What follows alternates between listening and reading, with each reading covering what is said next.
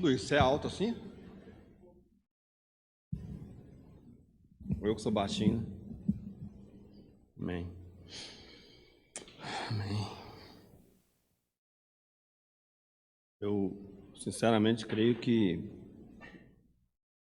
o Espírito Santo, pelo compartilhar no momento do partir do pão, ele já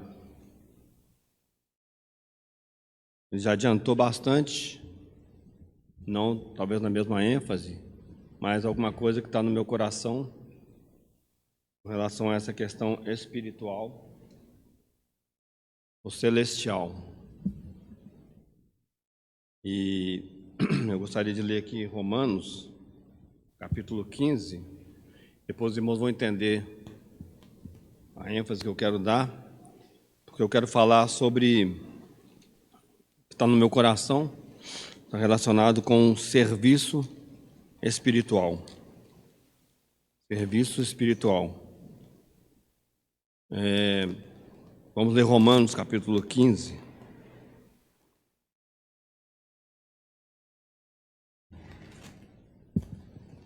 A partir do versículo 15. Romanos 15, a partir do versículo 15. Mas, irmãos, em parte vos escrevi mais ousadamente, como para vos trazer outra vez isto à memória pela graça que por Deus me foi dada, que seja ministro de Jesus Cristo para os gentios, ministrando o Evangelho de Deus, para que seja agradável a oferta dos gentios, santificada pelo Espírito Santo. O versículo que eu quero enfatizar é esse aqui, 17. De sorte que tenho glória em Jesus Cristo nas coisas que pertencem a Deus. Uma outra versão, que eu acho que ela vai nos ajudar na ênfase que eu gostaria de trazer para os irmãos, ou no pensamento que eu gostaria de trazer para os irmãos é: portanto, eu me glorio em Jesus Cristo em meu serviço a Deus. E Paulo continua escrevendo: porque não ousarei dizer coisa alguma que Cristo por mim não tenha feito, para fazer obedientes os gentios por palavra e por obras, pelo poder dos sinais e prodígios e pelo poder do Espírito de Deus, de maneira que desde Jerusalém e arredores até o Ilírico tenho pregado o Evangelho de Cristo.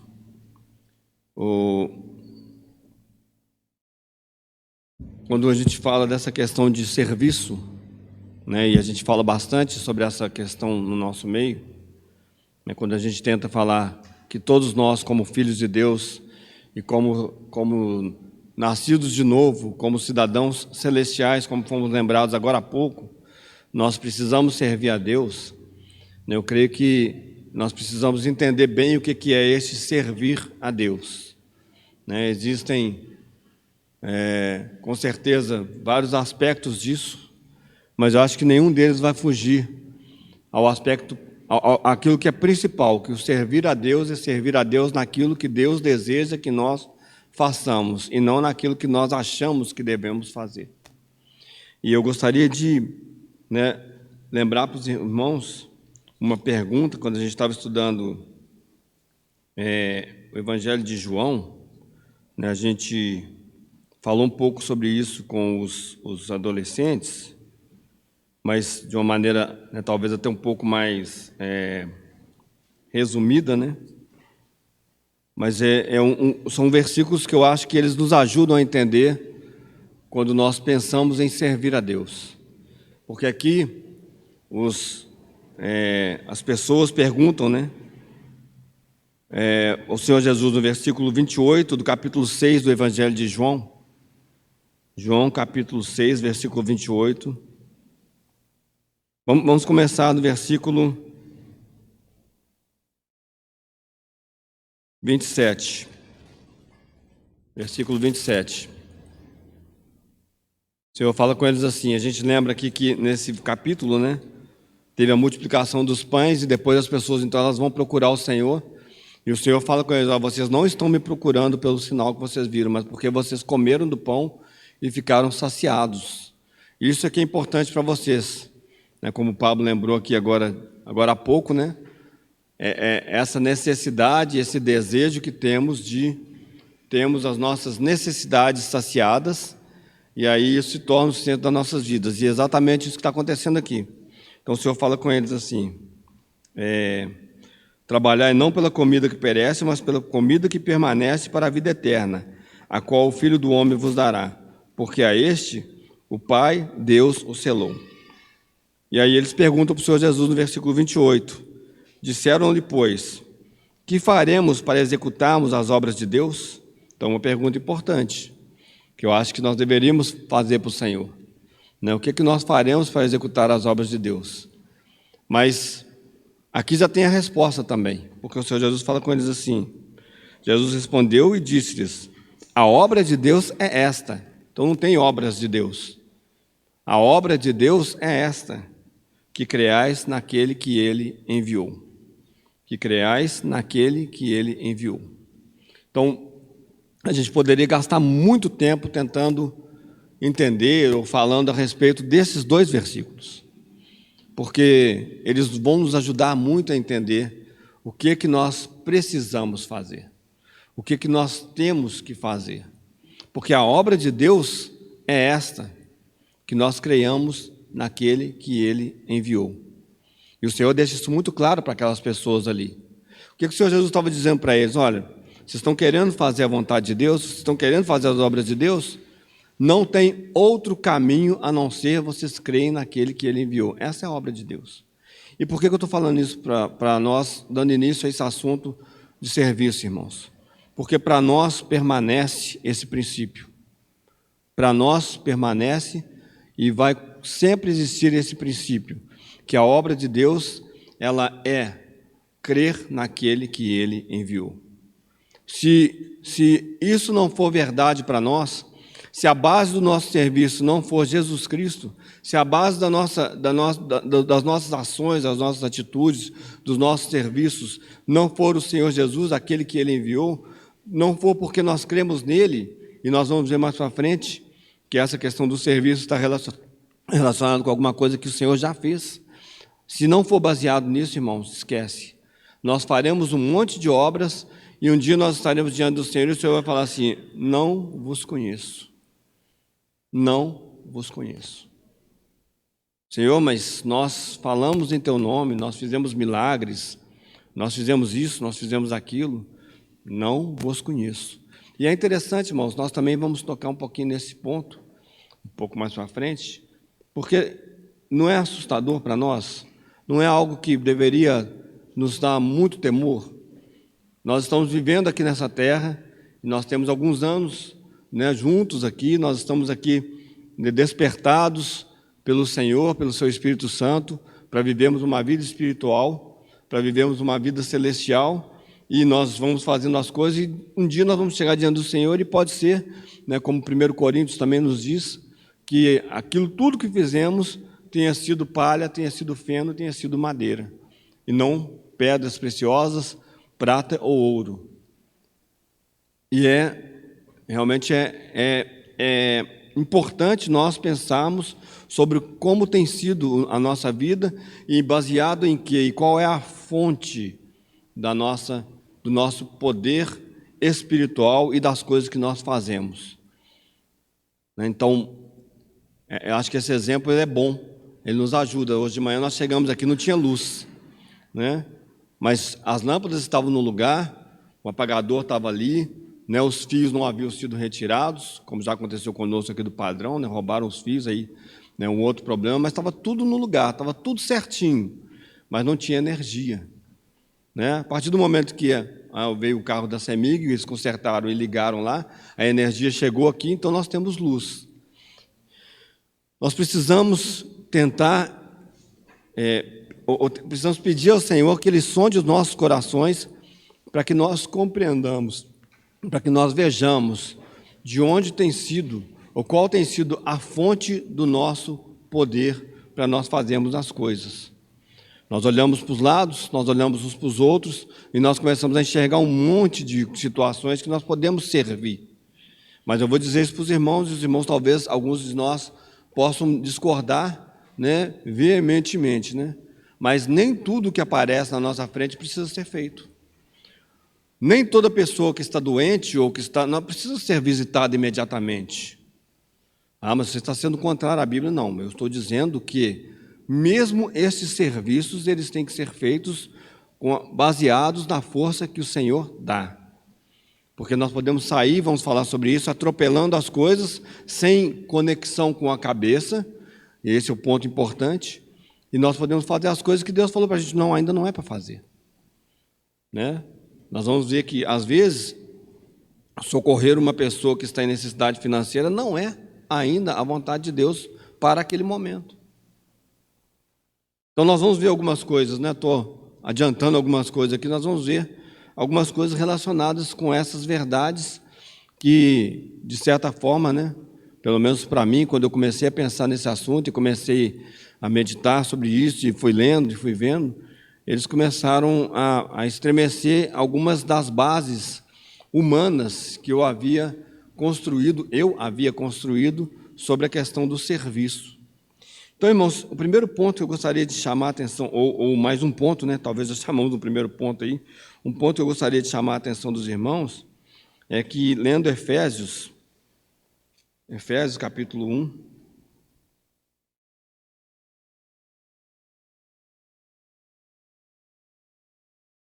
lá no final, Efésios capítulo 1, lá no finalzinho do capítulo, né? A gente pode ler a partir do versículo 22, os dois últimos versículos, 22 e 23. Então, depois tem todo um contexto aqui, né? Falar em contexto, eu só queria lembrar para os irmãos que eu não estou descontextualizando o que Paulo fala ali em Romanos, eu estou apenas vendo, né, como o Senhor ele aprova o trabalho de Paulo ali para isso também nos ajudar no nosso serviço. Mas ali existe um contexto, né? Com certeza, Paulo está falando do seu serviço, né? E ele fala, né, ali a palavra até usada quando ele vai falar, né, dele apresentar ali, né, a ideia ali é de um sacerdote, né, de alguém que apresenta, né, para Deus alguma coisa, né, de alguém que está fazendo a apresentação. Então ele vai falar ali dos gentios, né? Então o contexto é esse, mas o que eu acho que é importante também, irmãos, isso é muito importante nós pensarmos, porque Paulo muitas vezes ele tinha, né, que mostrar suas credenciais de apóstolo, ele tinha que mostrar, né, como é que ele, né, que veio depois, o Senhor o usava poderosamente e nesse caso, né, como o Pablo lembrou esses domingos anteriores, né, como um apóstolo para os gentios, né? Mas também, irmãos, tem essa verdade, né? Quando eu li essa outra versão, né, que fala do serviço, né, aí é que eu gostaria de puxar esse versículo para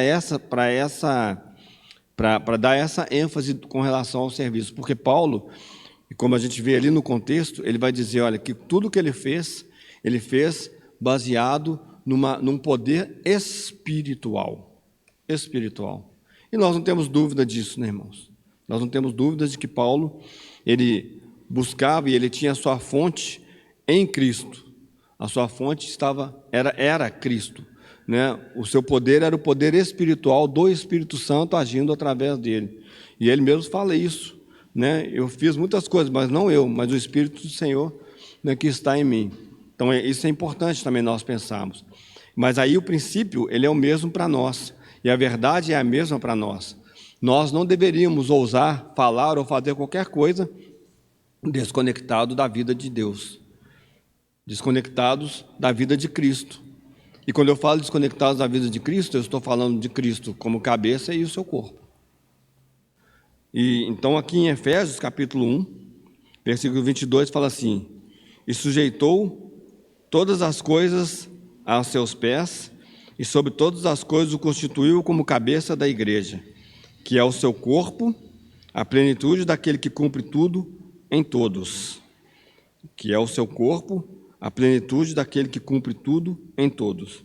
No capítulo 3, a partir do versículo 1, capítulo 3, versículo 1, por esta causa eu, Paulo, sou o prisioneiro de Jesus Cristo por vós, os gentios, se é que tendes ouvido a dispensação da graça de Deus, que para convosco me foi dada.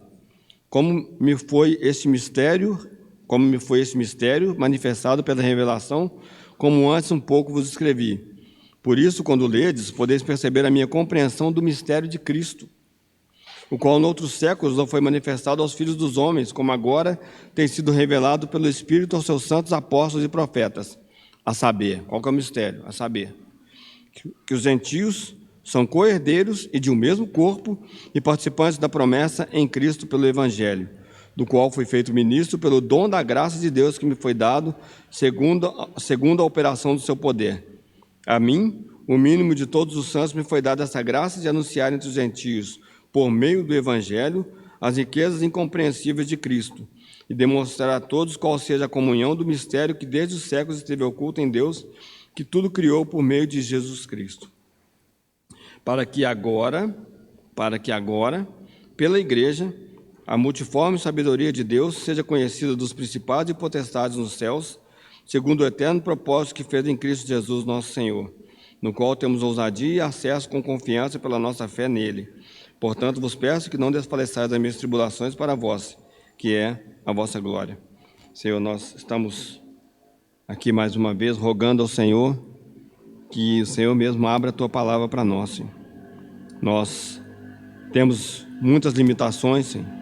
Senhor, nós não conseguimos compreender e não conseguimos expressar de maneira correta, Senhor, aquilo que o Senhor é tão rico na Tua palavra, Senhor.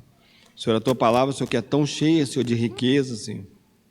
Nós não conseguimos, Senhor, muitas vezes compreender, e também é difícil para nós, muitas vezes, Senhor, nós passarmos isso para frente, Senhor, aquele encargo, Senhor, que está no nosso coração. Por isso, nós rogamos nessa manhã, que como os membros do Teu corpo, Senhor, como aqueles, Senhor, que o Senhor salvou e deseja usar, Senhor, nós tenhamos, Senhor, um privilégio nessa manhã, Senhor, de podermos abrir a Tua palavra, Senhor, juntos, Senhor, e de vermos, Senhor, pela graça e pelo poder do Teu Espírito Santo, aquilo que o Senhor deseja nos mostrar.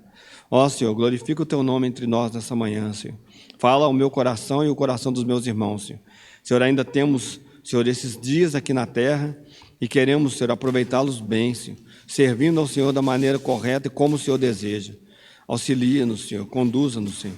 Livra-nos agora de toda seta maligna, Senhor, de todo pensamento, Senhor, de distração, Senhor, e dá-nos a Tua palavra, Senhor, para que sejamos grandemente transformados à imagem e à semelhança daquele que nos salvou.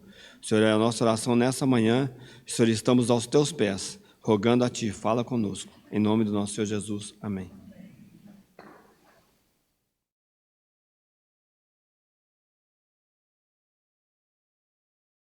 Não é necessário ficar muito tempo nesse assunto, porque temos sido lembrados constantemente sobre ele, mas é necessário, de novo, nós passarmos um pouquinho por essa verdade, que somos membros do corpo de Cristo, que a igreja é o seu corpo. E por que nesse assunto de serviço isso se torna tão importante, irmãos? Porque aí o que eu disse para os irmãos, que eu acho que na ceia hoje, o Senhor, Ele de alguma maneira, Ele nos ajudou um pouco, né? Ele adiantou um pouco, né, aquilo que nós vamos falar, é exatamente nesse ponto. É que nós somos cidadãos celestiais. Isso é imutável. Mas nós compreendemos isso, irmãos? Nós conseguimos entender essa verdade? Porque nós estamos cercados por tantas situações ao nosso redor, por tantas necessidades, por tantas aflições, por tantas alegrias, por tantas situações que elas certamente, muitas vezes, elas nos levam a reboque, elas nos levam para uma situação em que nós nos apequenamos. E aí, entendamos, não é que nós somos grandes, mas nós fomos colocados, assentados com Cristo nos lugares celestiais. Nós estamos assentados com Cristo. Nós recebemos todas as bênçãos espirituais em Cristo Jesus. Os irmãos já pensaram a respeito disso? Eu tenho pensado bastante nisso. Porque, a despeito, irmãos, da vida que nós vivemos, a despeito das situações que nós enfrentamos todos os dias, né? nós estamos realmente protegidos, guardados em Cristo. E mais do que isso, irmãos, se é que dá para falar mais do que isso, né? Nós somos dele para servir a ele. Então, eu achei muito interessante, e eu fui ver, aí conversei, né, com o Gabriel, estava falando isso com a Rosa, e tentei entender, peguei o original, né, porque eu nunca tinha lido esse versículo desse jeito, esse versículo 23, do capítulo 1 de Efésios. Eu acho que eu consegui entender. Porque olha o que fala aqui, que a igreja, que é o seu corpo, a plenitude daquele que cumpre tudo em todos. Então, quando eu li isso aqui, eu li essa palavra plenitude como sendo o próprio Senhor Jesus. Mas não parece ser isso que está escrito aqui, irmãos. Parece que plenitude aqui está relacionado com igreja. Antes de eu ser taxado de herege, é porque, irmãos, e isso é tão maravilhoso e tão importante, né, que nós precisamos pensar, é que nós fomos chamados para, deixa eu colocar isso da maneira correta, né? Completarmos a Cristo. Em que sentido, irmãos? O Senhor Jesus é a cabeça, nós somos o corpo. Não significa que nós somos iguais ao Senhor Jesus. Não significa que nós somos deuses. Não é isso. Mas, irmãos, significa que na época, na era presente, o Pablo lembrou isso, na era presente, o Senhor, ele escolheu se manifestar através da igreja nesse mundo. Ele escolheu testemunhar de si mesmo através do seu corpo. E isso deveria fazer diferença para nós. Saber disso deveria fazer diferença para nós. Porque quando nós estamos nas nossas situações do dia a dia, quando nós estamos, lutando uns contra os outros, quando nós estamos tendo as nossas dificuldades, quando nós estamos em qualquer situação da nossa vida, nós deveríamos nos lembrar que existe um desejo e um poder da parte do nosso Senhor Jesus Cristo, que é a nossa cabeça, para que nessas situações ele se expresse e ele se mostre para nós, uns para os outros e também para o mundo. Irmãos, se lembram? Quando o Senhor Jesus fez essa oração, ele disse, para que sejam um como nós somos um, ó Pai, para que o mundo saiba que Tu me enviaste. O que é esse ser um? Então, quando nós pegamos o Senhor Jesus andando nessa terra, o que nós vemos? Nós vemos um homem completamente obediente a Deus, e o próprio Senhor Jesus dizendo, eu só faço aquilo que eu vejo meu Pai fazer. Então, nos momentos de crise em que o Senhor Jesus ele tinha que resolver alguma coisa, nós vemos o Senhor Jesus se separando e indo buscar auxílio, indo buscar sabedoria do alto. Ah, mas o Senhor Jesus é a sabedoria, sim. Mas naquele momento, como homem, como fomos lembrados recentemente, o Senhor Jesus ele estava mostrando para nós, e ele estava fazendo isso porque era assim, um homem perfeito, era ele, esse homem perfeito que deveria nos salvar, ele estava fazendo aquilo que nós deveríamos fazer. Ele estava buscando em Deus, que era a fonte da sua sabedoria, a fonte do seu conhecimento, como homem, né? Como homem, ele estava buscando em Deus para poder fazer as obras de Deus. Isso não tornou o Senhor Jesus menor do que Deus, mas isso colocou as coisas nos seus devidos lugares. Agora, quando nós, como igreja, andamos nessa terra, como é que é a nossa situação? Então, nós vamos lembrar que em Coríntios, o Espírito Santo, através de Paulo, ele diz isso, olha, quero que saibais que Deus é o cabeça de Cristo, e Cristo o cabeça do homem, e o homem o cabeça da mulher. Nós conseguimos sobreviver sem braço. Nós conseguimos sobreviver sem uma perna. Nós conseguimos sobreviver sem visão. Mas nós não conseguimos sobreviver sem cabeça. Sem cérebro, nós não... Imagina, parece... Deixa eu falar. Mas sem cabeça, irmãos... Às vezes parece que a gente não tem, né? Mas a gente não consegue sobreviver sem a cabeça. Um corpo, ele tem que ter a cabeça. Agora, também, irmãos, uma cabeça sem corpo ela não tem utilidade nenhuma, né? Ela não vai conseguir sobreviver também, né? Mas, irmãos, aí nós precisamos entender isso. Não é que o Senhor Jesus, ele perdeu o poder e ele divide o poder com a igreja, porque não é nesse sentido, mas é que ele escolheu se expressar através do seu corpo. Nós não andamos aí pela rua encontrando com o Senhor Jesus, né? Nós não estamos lá na nossa casa e o Senhor Jesus aparece para nós para falar as coisas, né? O Senhor Jesus, ele vai usar o seu corpo.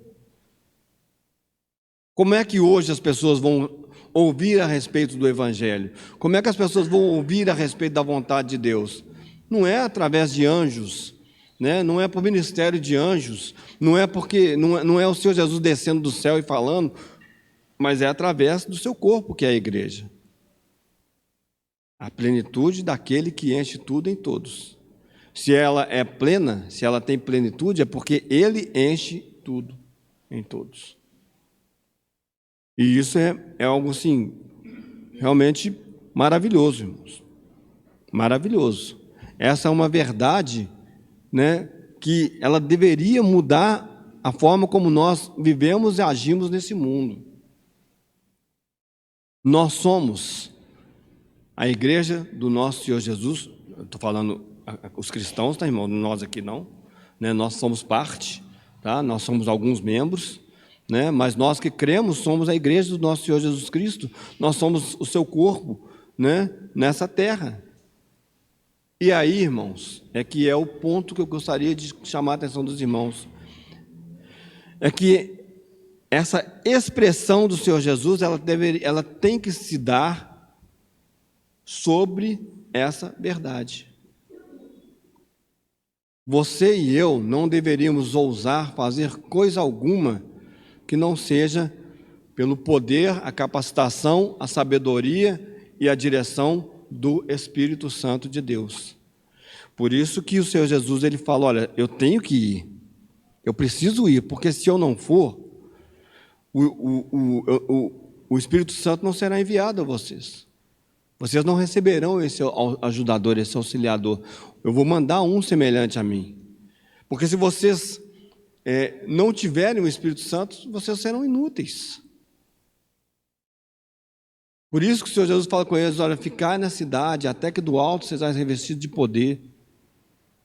É porque assim vocês vão conseguir começar a dar testemunho de mim. E aí, irmãos, quando a gente vê o que começa a acontecer ali em Atos, capítulo 2, capítulo 3, capítulo 4, é impressionante. Porque as pessoas, elas olham e falam assim, o que está acontecendo com essas pessoas? Que elas estão vendendo os seus bens e elas estão depositando isso aos pés dos apóstolos, isso está sendo dividido. Quem tem muito vai estar dando aquilo, ninguém está ficando com nada, ninguém está tendo falta, né? E ninguém está ficando com muito. Que história é essa? Nunca se viu alguma coisa como essa na história. É porque a realidade de que eles eram agora, eles pertenciam ao Senhor, e eles deveriam obedecer ao Senhor e faziam isso com alegria, ela chegou de uma maneira verdadeira para aquelas pessoas. Por isso que Ananias e Safira, eles morrem da maneira que morreram. Porque, de certa forma, eles não conseguiram enxergar uma verdade, uma realidade nova, de que não, aqui não tem hipocrisia. Se o Espírito Santo falou o seu coração para dar, você dá. Se ele não falou, é porque Pedro fala para eles, olha, se vocês ficassem com essa herdade, com essas terras aí, não tinha problema nenhum. Agora, não vem fingir para o Espírito Santo e mentir para o Espírito Santo, não. Para que todo mundo aqui veja que vocês estão fazendo igual, não. A base não é essa. Não é assim que Deus trabalha. Não é dessa maneira que Deus se expressa. Aí eu vou visitar uma pessoa e eu venho e eu falo para todo mundo, irmãos, olha, eu fui visitar o fulano de tal. Aí eu dou uma oferta e falo para todo mundo, olha, eu dei oferta. Você está fazendo isso para você mesmo. Você já recebeu até o seu galardão, é isso que o Senhor fala lá para os, né, guardando aí as situações em cada momento, né? Mas quando o Senhor fala lá para os fariseus, para os religiosos, ele fala, olha, sabe qual que é o problema de vocês? É que vocês vão para o canto das ruas lá, para as esquinas, e começam a orar lá, para todo mundo ver que vocês são pessoas espirituais. As pessoas vão ver e vão aplaudir vocês. Ele não fala isso lá, né? Mas é exatamente isso, irmãos. Aí, sabe o que aconteceu? Você já ganhou o seu galardão. O que você tinha que ganhar, você já ganhou. O Senhor fala, quando você for orar, entra no teu quarto, fecha a tua porta, e ali você ora. E o Senhor, que vem em secreto, quando tu deres uma esmola, não faça saber a mão esquerda o que fez a mão direita. Então, irmãos, olha só, são muitos princípios do serviço. E quando nós chegamos nessa era agora da igreja, né? Quando depois de Atos capítulo 2, e essa história linda da igreja que começa, esse princípio de uma vida espiritual e de um serviço espiritual, ele permanece. Nada mudou do princípio, quando o Senhor ele faz todas essas obras, né? E ele manifesta o seu coração, e ele manifesta a sua justiça, lá como acabei de citar, Ananias e Safira, né? E a situação daqueles que davam, né? E as pessoas vendo essa obra, nada disso mudou, irmãos. O que mudou foi que nós deixamos em algum momento de perceber o que é que nós somos. Qual é a fonte do nosso poder, qual é a fonte do nosso serviço. E Paulo ele vai nos mostrar aqui em Romanos que a fonte do serviço é o Senhor Jesus, é o Espírito Santo. É por isso que ele trabalha, é por isso que nós devemos trabalhar, mas trabalhar como? Quando o nosso cabeça nos disser, façam. Eu tenho um temor no meu coração, sempre que eu me lembro dessa passagem que eu acabei de mencionar para os irmãos, em que muitos chegarão diante do Senhor, né? E eu fico pensando, será que, como é que vai ser isso, né? Porque nós já lembramos disso recentemente. Todos nós nos apresentaremos perante o Senhor no tribunal de Cristo. Para quê? Para darmos, para prestarmos conta sobre aquilo que nós fizemos através do nosso corpo. E aí, talvez a gente ouça isso do Senhor, fala, olha, o que você fez, na verdade, eram muitas obras, como foi nos lembrado na semana passada, né, em Laodiceia, né, mas eu conheço as suas obras. E elas não são agradáveis. Elas não são umas obras que realmente eu mandei você fazer, porque elas estavam, os seus interesses eram muito mais em você fazer coisas para você mesmo, para a sua própria glória, do que fazer para a minha glória. Irmãos, uma coisa que nós precisamos atentar é que Deus não abre mão da sua glória. A minha glória eu não darei a outro. O Senhor fala isso de uma maneira muito clara, não precisa nem da gente tentar entender. Não, está claro. Eu não vou dar minha glória para nenhum outro. E quando o Senhor fala isso, nós deveríamos tremer nas bases, porque às vezes o que nós fazemos é tentar conseguir glória para nós mesmos. Nós queremos que as pessoas nos vejam, nós queremos ficar bem com as pessoas, nós queremos, né, que a nossa vida seja tranquila. Por isso o Senhor às vezes fala assim, repreende. Você fala assim, eu? De jeito nenhum, Senhor. Eu deveria tirar o Senhor, né? Como alguém já disse, né? O não e o de jeito nenhum não cabe com o Senhor, né? Não tem jeito, né? Mas a gente fala assim para o Senhor, eu não. Eu vou ficar mal com aquela pessoa. Não vai ser legal isso. Não. É meu parente, é meu amigo, é um irmão que eu gosto, é uma irmã que serve o Senhor. Como é que eu vou repreender essa pessoa, Senhor? E aí, nessas coisas, né, depois a gente vai ver que as nossas obras e o que nós fizemos, né, vai ser queimado, porque o Senhor fala, não, o que eu disse para você fazer é outra coisa, não era isso. Você deveria ter feito outras coisas. Para ilustrar essa questão do serviço, irmãos, de uma maneira espiritual, eu acho que existem muitas lições para nós aqui. Eu gostaria de voltar e lá para o Velho Testamento. Eu não vou ler, são 3 capítulos do Velho Testamento, até comentava na semana passada com o Pablo sobre algumas coisas que eu tenho visto aqui,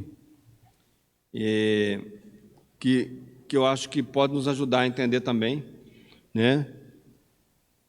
O Espírito Santo ele nos ilumine, né? Para a gente pegar alguma coisa lá do Velho Testamento para entender, porque é bem interessante quando a Bíblia diz que nós somos sacerdotes, né? Nós somos sacerdotes.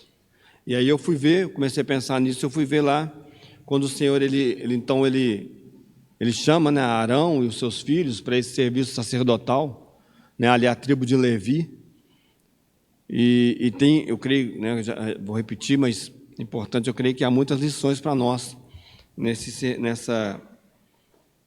acontecimento, né? Então a gente pega ali o capítulos 8, 9 e 10 de Levítico, e a gente pode ver se como Deus ele não permite que a sua santidade seja violada, mas ele deseja se expressar essa sua santidade para a humanidade. Então, no capítulo 8, a gente vê que o Senhor ele chama Arão e ele chama aquela tribo de Levi, né, os levitas, para o serviço. Agora, irmãos, antes do Senhor chamar essa tribo, porque a gente costuma florear algumas coisas na nossa mente, né? Algumas coisas que a gente lê, a gente não consegue perceber, né, como essas coisas elas aconteceram, né? E quando a gente não consegue perceber, a gente vai abrindo mão de entender que as coisas aconteceram, todas elas sempre aconteceram pela graça de Deus e pela misericórdia de Deus que queria e que quer testemunhar de si mesmo. Porque quando a gente pega Levi, né, quando a gente volta um pouquinho lá em Gênesis, a gente vai ver que Levi, e quando a gente vai vendo as tribos no deserto, eles não eram diferentes dos outros. Naquela situação lá de Diná, lá no capítulo 34 de Gênesis, a gente vai ver que Levi, a gente não vai ler lá não, depois os irmãos podem ler, a gente vai ler a violência com que Levi, e ele não estava sozinho, né? Ele trata a situação de Diná. Então a gente sabe a história de Diná, né? E aí a gente vê a violência, né? Então as pessoas vêm, olha, nós gostaríamos de fazer isso. E aí, né, Jacó ele fala para eles, não, então circuncidem, né? Não pode, vocês não podem, nós não podemos dar uma filha para casamento para uma pessoa circuncidada e tal. E existe ali um conserto, né? Mas Levi, ele vai lá acompanhado, depois os irmãos leiam, e ele mata todo mundo na cidade. Então, assim, e Jacó ele fala com ele, olha, você me fez cheirar mal diante dos meus inimigos que estão aqui ao redor. Agora eles vão juntar contra nós, né? Como se fosse uma maldição, né? Jacó fala com ele, olha o que você fez. Você deu um péssimo testemunho do meu nome para essas pessoas ao redor aqui. Quando a gente chega depois, né, a peregrinação no deserto, e nós temos aquela rebelião famosa, né? Coré, Abirão e Datã. Coré era um levita, né? E a gente tem outras situações, e a gente vai ver que a mesma maldição que houve sobre todas as tribos, de que eles não entrariam na terra prometida, aquela geração, ela vale também para a tribo de Levi, para todas as tribos. Então a gente vai ver aqui que o Senhor também, né, aí no meio dessas situações, que a gente vai ver que são homens como nós, né, eles eram todos iguais, né, eles não tinham muita diferença. A gente vai ver ali no meio daquela situação, o Senhor fala assim, não, mas eu vou dar testemunho do meu nome. Eu vou testemunhar a respeito do meu nome. A gente vê que lá quando tem o bezerro, né, quando o bezerro de ouro lá, quando Moisés ele desce do monte, né? Ele fala, o que vai acontecer é o seguinte, quem for do Senhor que se ajunte a mim. A gente vê que essa tribo dos levitas, ela se ajunta ao Senhor, a Moisés, pela vontade do Senhor. E o que eles fazem também é impressionante. Porque eles falam, agora vocês vão pegar a espada e cada um vai matar o seu irmão, e eles saem matando, né? Naquele contexto ali. Por isso que a gente precisa entender bem, irmãos. O Senhor não abre mão da sua glória. O Senhor não abre mão da sua santidade. É claro que hoje nós vivemos numa época diferente, as situações elas mudaram, né? Nós não estamos debaixo, né, da lei. A nossa, como foi lembrado nessa manhã, o que nós somos é cidadãos celestiais. Nós não matamos, né? Mas nós morremos por causa do Senhor. É bem diferente. Mas naquele contexto ali, em que era uma situação da terra, era uma situação dos povos, o Senhor falou, eu vou mostrar o meu nome. E os irmãos se lembram, né, que em Hebreus, fala assim, o Senhor diz assim, é tempo de começar, o julgamento, ele começa pela casa de Deus, né? O Senhor vai falar, olha, no meio da minha casa, não tem essa questão também não. E eu vou fazer esse julgamento, né? As nações foram julgadas por Deus ali. Quando o povo ele é introduzido na terra prometida, né? Aqueles povos eles foram, na sua grande maioria, destruídos. Mas o Senhor fala, mas aqui, no meio do meu povo aqui, eu também vou trazer julgamento das obras más. E aí os levitas, eles são pelo Senhor, né? Eles são despertados pelo Senhor, né? Eles entram, e aí eles entram então nesse serviço, né, sacerdotal. Aí então, irmãos, a gente precisa também lembrar que, em princípio, né, quando a gente lê lá em Gênesis, a vontade do Senhor e a proposta do Senhor para eles, em Êxodo, né, quando o Senhor fala para eles lá no capítulo 19, a proposta do Senhor era que todos eles fossem uma nação sacerdotal. Todos eles. Essa é a vontade de Deus para a humanidade. Uma vontade, como a gente costuma colocar, não absoluta, né? Porque ela não aconteceu. Porque se é uma vontade absoluta de alguma coisa que Deus fala assim, isso vai ser assim, vai acontecer. Mas Deus está mostrando para nós, olha, a minha vontade é que todo homem me sirva, todo homem. Então o Senhor falou para eles, olha, eu quero que você seja uma nação sacerdotal. Só que a gente viu que eles não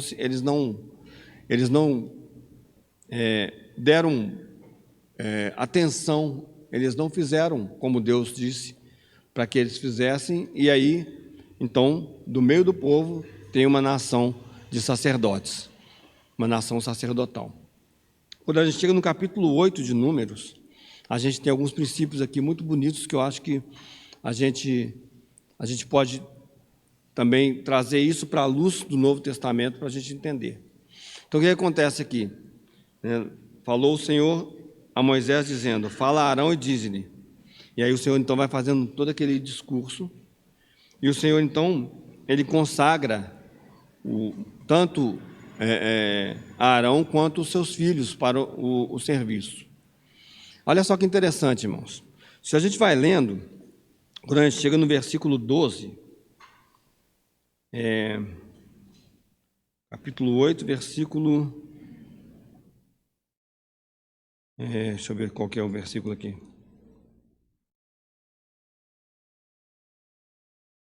Versículo 11, os levitas colocaram suas mãos sobre a cabeça dos novilhos. Não, é no versículo...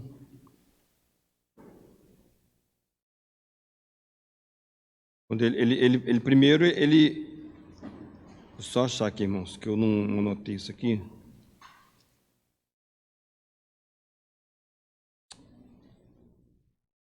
Estou lá em Números.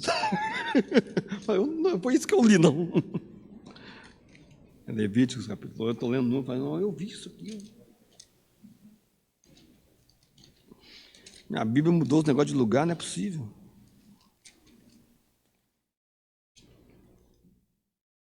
Versículo 12, versículo 12. Agora está certo. Depois, então ele começa, né? Falou mais o Senhor a Moisés dizendo, começa igual, né? Toma Arão os seus filhos com ele, as vestes e o azeite da unção, como também o novilho da expiação do pecado, e os 2 carneiros e os cestos dos pães ázimos. No versículo 12, ele fala assim: depois derramou do azeite da unção sobre a cabeça de Arão e ungiu para santificá-lo. Depois disso, o Senhor ele começa a mostrar para ele, aí eles começam a fazer, e eles fazem os sacrifícios. Então eles sacrificam.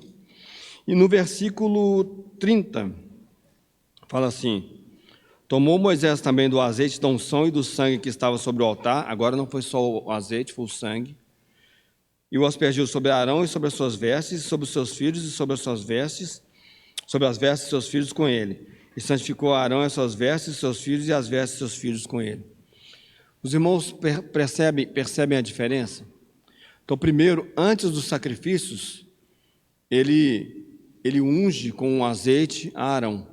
Arão era quem? Arão era o sumo sacerdote. Aí depois tem os sacrifícios, aí depois, mais para frente, ele vai de novo, ele derrama o azeite sobre Arão e também sobre os seus filhos, mas com o sangue. Aqui é um tipo. O que isso significa, irmãos? Né? Bom, vamos segurando aí, que daqui a pouco, depois a gente já junta as pontas todas dessa questão do serviço. Significa, isso para nós é uma sombra, é um tipo do nosso sumo sacerdote. Ele não precisa de sangue para ser ungido. Ele é ungido por Deus. O Senhor Jesus não precisava de sacrifício para ele ser sumo sacerdote. Ele é o sacrifício. Agora, nós, como sacerdotes, nós precisamos do sangue e também precisamos da unção. Então, aqui no capítulo 8, vai mostrar primeiro como um tipo, né? Aí a gente vai lembrar lá do Salmo 133, quando fala: quão bom e agradável que os irmãos vivam em união, porque é como o óleo, né? Aí ele vai falar, fazer aquele quadro lá do monte, né? Que a neve ela desce, né? Aí ele vai falar: olha, como o óleo que é derramado na cabeça de Arão e ele desce nas suas vestes, né? Irmãos, o nosso Senhor Jesus, como sumo sacerdote, ele foi ungido sumo sacerdote, ele foi colocado como Deus, como sumo sacerdote. E a unção sobre a cabeça do nosso Senhor Jesus, ela desce nas suas vestes e ela vai alcançar o seu corpo, que somos nós. E nós precisamos também do sangue. Então, aqui é muito bonito e muito interessante isso, porque essa tribo de Levi, os levitas, eles tinham que ser salvos. Sem derramamento de sangue não há remissão de pecados. Eles tinham que passar por essa unção, mas também por essa salvação, né? Aí numa linguagem no Velho Testamento, né? Um animal morrendo, né? Em lugar de um injusto, né? O justo morrendo pelo injusto, o animal dando o seu sangue para que eles pudessem ser colocados no serviço. Então, irmãos, pensem nisso. O nosso Senhor Jesus disse: se eu não for, o Espírito Santo ele não poderá ser derramado, ele não virá. Quando o Senhor Jesus ele é glorificado, os irmãos lembram disso? Aquela passagem que nós lembramos, né, algumas vezes, fala assim: o Espírito Santo ainda não havia sido dado porque o Senhor Jesus não havia ainda sido glorificado. Quando o Senhor Jesus morre e ele vence a morte, e ele sobe aos céus e ele é glorificado nessa nova condição, né, de Salvador, o Espírito Santo ele desce em profusão sobre as pessoas ali em Atos 2. E a todos os que creem, o Espírito Santo ele será dado. Então, a unção, né, que ela é dada lá para Arão, ela é feita em Arão, depois ele recebe então, né, essa unção, ele é ungido, depois ele é ungido e também seus filhos são ungidos. Isso é o capítulo 8. E ali tem vários, né, não dá tempo da gente ficar passando por isso, tem vários sacrifícios ali que são feitos, tem várias coisas que acontecem, mas o principal, irmãos, nós entendemos agora é isso. Quando nós chegamos no capítulo 9 de Levítico, a gente tem um serviço. E depois nós vamos falar um pouco mais sobre isso, não vou me estender muito agora. Só terminar essa questão de Levítico ali. No capítulo 9, nós temos um serviço que é feito. Então, né, os irmãos depois leiam lá, o sacrifício é feito, aquele serviço todo conectado, bonito, né? E a gente vê que Deus ele dá a sua aprovação sobre esse serviço. Ele aprova aquele serviço, porque a presença do Senhor, ela enche, ela chega, ela é percebida, né, nesse capítulo. Então, Arão faz o serviço com os seus filhos, né? Aí tem todo aquele contexto do capítulo 9 ali, que a gente vai lendo, que é a vontade de Deus para nós. Então, quando a gente pega Atos dos Apóstolos e a gente vê aquela beleza, né, ali no início, e quando a gente olha, né, para aquelas coisas que a igreja ainda faz, em conexão com o Senhor, em conexão uns com os outros, né, nós vemos a beleza do serviço. O Senhor traz a sua aprovação e fala: eu estou nisso, eu estou no meio disso, né? Eu estou nesse serviço. Isso que vocês estão fazendo, eu aprovo, porque é algo que eu determinei que vocês fizessem. Era aquilo que vocês deveriam fazer. Então, capítulo 9, a gente vai ver o início desse serviço.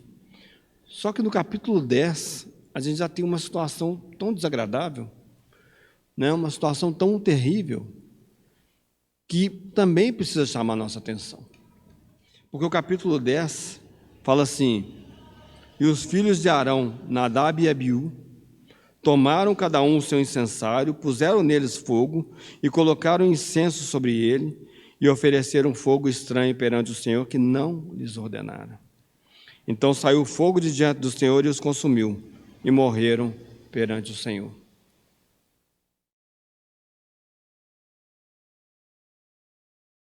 Alguém poderia dizer assim: espera aí, mas eles fizeram o que tinha que ser feito, eles pegaram o incensário, né? Eles puseram fogo no incensário e eles começaram a fazer o serviço. Por que Deus se irou dessa maneira, diferente do que aconteceu no capítulo 9? Essa expressão ela é muito importante. Ofereceram fogo estranho perante o Senhor, o que não lhes ordenara. Eu não sei, a gente não sabe assim exatamente o que aconteceu, né? Mas, irmãos, foi uma cena terrível. Mas Deus estava dizendo: olha, a minha glória eu não daria a outro. Não façam absolutamente nada que tente manchar a minha santidade, porque eu não mandei vocês fazerem esse serviço. Eu não mandei vocês fazerem esse serviço. Na cabeça desses dois, provavelmente eles pensaram assim: agora que nós somos sacerdotes, nós podemos fazer, na hora que a gente achar que a gente deve fazer, a gente vai lá, né, acende lá o fogo, entra lá e vamos fazer o serviço. Você falou: absolutamente não é assim não. Não é alguma coisa que parte de vocês para mim, mas é alguma coisa que parte de mim para vocês. As ordens são minhas, a cabeça sou eu. Eu digo quando fazer, como fazer e por que fazer. Você só obedece. Eu gostaria de concluir essa manhã, e tem muita coisa ainda para ser falado, dizendo isso para os irmãos e para as irmãs, que pode, ainda hoje, nos nossos dias, e eu creio que muitas vezes estão acontecendo, podem existir muitos serviços que nós estamos fazendo que estão absolutamente desconectados do cabeça e do restante do corpo, por isso é fogo estranho. É alguma coisa que nós estamos fazendo que o Senhor não disse para nós fazermos. E no final, quando nós chegarmos mais para o final, eu vou falar algumas coisas que eu acho, que eu vejo na palavra de Deus que que elas são uma dica para nós, que são algumas coisas que nós andamos fazendo e que o Senhor não disse para nós fazermos, ou o Senhor disse para nós fazermos o contrário. Mas, irmãos, esse é o perigo que nós corremos. Esse é o grande perigo que nós corremos. Agora, como o Senhor me salvou, como eu sou um sacerdote, como eu sou uma pessoa que, entendamos esse sacerdote na linguagem do Novo Testamento, porque Pedro, ele fala isso, sobre nação santa, sacerdócio real, povo adquirido por Deus, mas com uma finalidade, para glorificar a Deus. Mas quando nós vemos essas coisas, nós começamos a achar agora que Deus, Ele está à nossa disposição para aquilo que nós quisermos fazer. Então, tudo que eu quiser fazer, Deus vai fazer.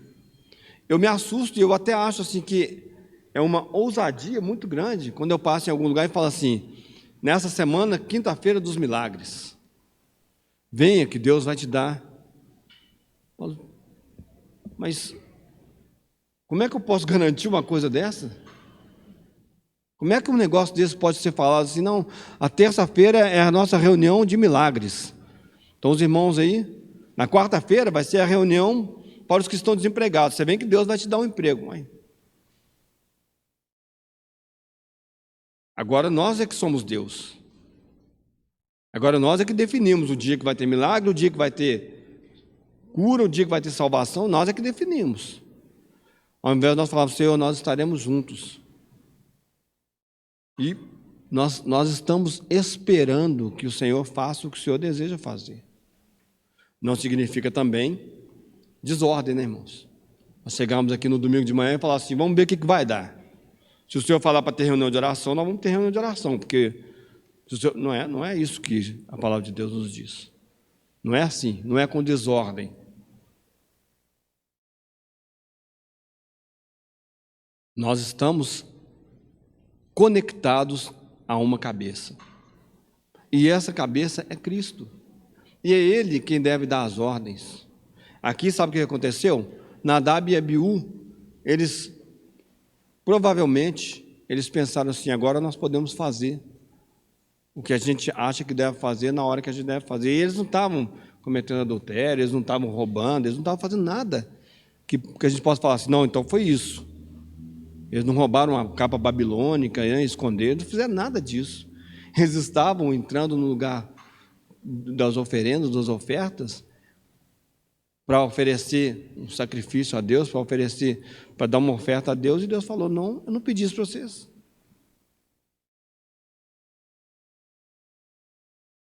Cuidado, irmãos. E nós vamos falar, se o Senhor permitir, na semana que vem, a gente continua, nós vamos falar sobre essa questão do serviço conectado. Por isso que eu comecei falando com os irmãos a respeito da questão da igreja, que eu acho, irmãos, que nós deveríamos prestar mais atenção ao que tem sido falado. Sabe, eu creio que nós vamos ser pegos de surpresa em algum momento, porque nós não estamos prestando atenção naquilo que está sendo falado, naquilo que o Senhor deseja nos falar, com relação à igreja, com relação à nossa vida como membros do corpo de Cristo. Essa figura ela é muito bonita, Quando a gente olha para o céu à noite e a gente vê uma lua linda, maravilhosa, eu gosto de olhar, eu gosto de perceber como é que a lua está todo dia, ou quase a maioria dos dias, e a gente vê a lua, a gente não pode pensar que aquela luz é a própria lua que está emitindo. Nós entendemos que aquela luz é reflexo da luz do sol. E essa figura, ela é uma figura interessante para nós. Em momentos de trevas, porque vai alta a noite, o testemunho da luz do Senhor está na sua igreja. A igreja não tem luz própria, a luz é a luz do nosso sol da justiça, que em breve se manifestará. Mas hoje, irmãos, nós olhamos à noite e nós vemos essa luz e falamos, olha, essa luz é a luz de Deus. Isso é Deus. E quando nós vemos um serviço ou serviços conectados, aí não tem dúvida. Aí não tem dúvida, irmãos. Mas a gente, às vezes, a gente acha que isso, né, sei lá, história, né? Não sei como que a gente vê essas coisas, né? Não sei como que a gente percebe essas coisas e nós andamos desconectados. Como é que isso é possível, irmãos? Como é que isso é possível nós andarmos desconectados? Eu visito a hora que eu quiser, quem eu quiser, do jeito que eu quiser. Eu não tenho satisfação para dar para ninguém. Eu faço isso, eu faço aquilo. A minha vida... Aí pode ser que em algum momento o Senhor vai falar comigo assim: quem foi que falou para você que você tinha que visitar aquela pessoa? Quem disse para você que aquela situação você tinha que resolver? Eu estava derrubando. Você está segurando o que eu estou derrubando? É como aquela palavra, né? Às vezes nós vamos ser achados trabalhando contra Deus, numa situação que nós não temos ideia do que está acontecendo. Quando na conexão com Deus e com os homens, aqueles que Ele salvou, nós entendemos melhor as coisas.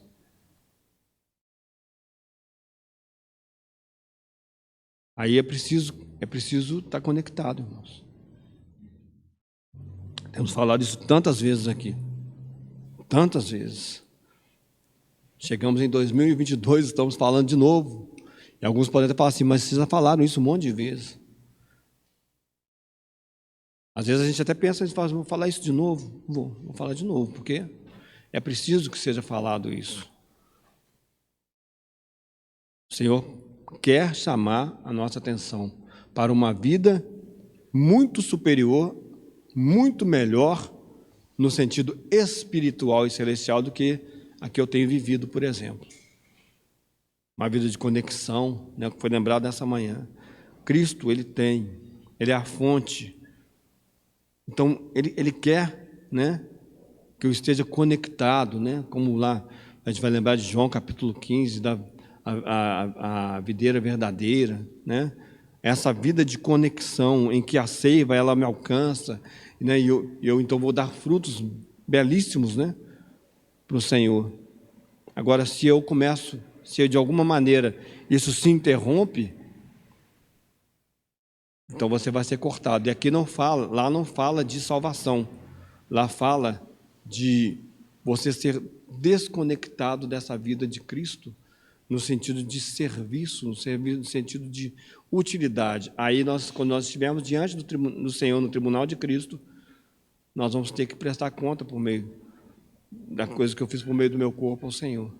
Ao Senhor, em algum momento da minha experiência, da minha vida cristã, eu parei de permitir que a seiva do Senhor ela me alcançasse, porque eu comecei a achar que eu podia fazer por mim mesmo. O Senhor tenha misericórdia de nós, irmãos.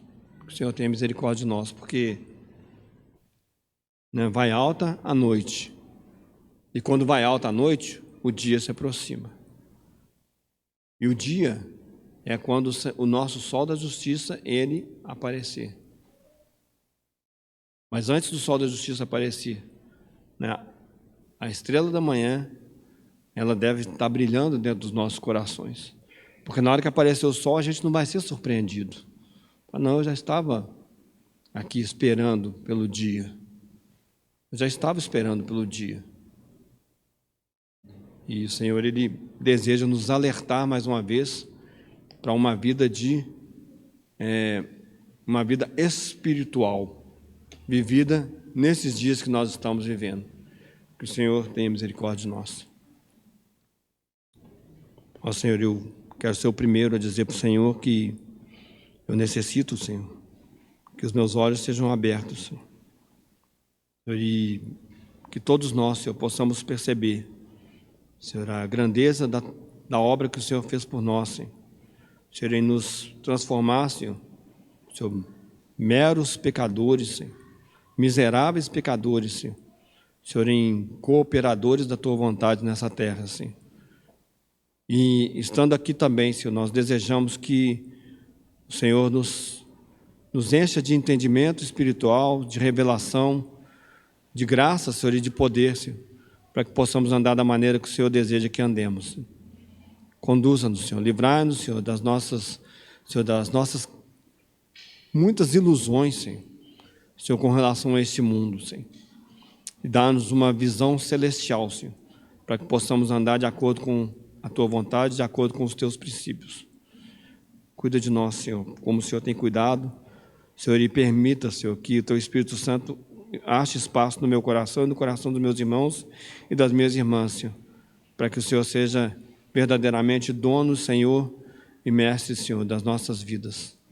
É a oração que fazemos a Ti nessa manhã, com muita gratidão pela Tua palavra, pela Tua unção, pela Tua revelação. Em nome de Cristo Jesus, amém.